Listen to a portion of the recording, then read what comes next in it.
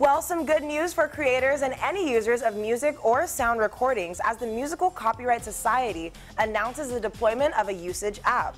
The app tracks real-time how music is used and exploited in the digital space, in clubs and bars, and also on broadcast platforms.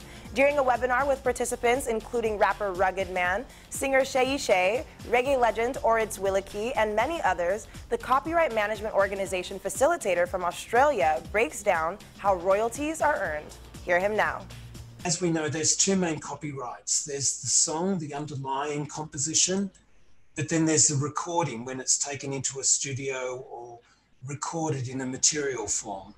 And those two fundamental areas of the creation of music form the basis of understanding the rights that we have to manage and how we work through the complexities. And understanding who owns those rights is as important as understanding the two concepts of the musical work and the sound recording. I thought I'd use a case study just to illustrate it. You know, the wonderful artists, WizKid and the track Fever, which had two composers. So WizKid himself, as well as a second person who composed. And so the contribution share is on this particular work a 50-50 share. But as soon as you take into account the publishers that are involved, so for WizKid it's Sony ATV, and for the other writer it's Song Trust, the performance royalty gets split 50-50 between the publisher and each of the writers. And then you have the mechanicals, which is referred to as the mechanical, which on the publishing side is split 50-50 between the two writers, publishers. Then you have the sound recording, and the artist that's represented is WizKid, but the record label is Starboy Entertainment, which WizKid actually set up himself, but that's sub-licensed then to RCA, which is part of the Sony Music Entertainment Group.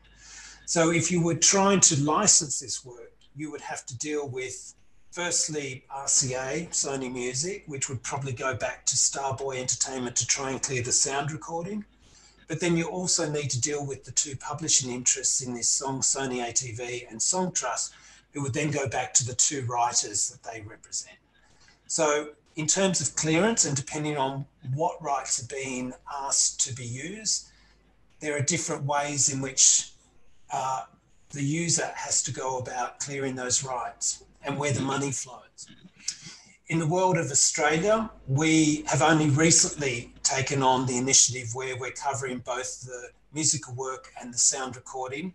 And at the moment, it only applies to hospitality and to nightclubs. And it's called One Music Australia. And this is where it's one license for both the sound recording and the performance of the sound recording in cafes, restaurants, nightclubs, as well as the underlying work.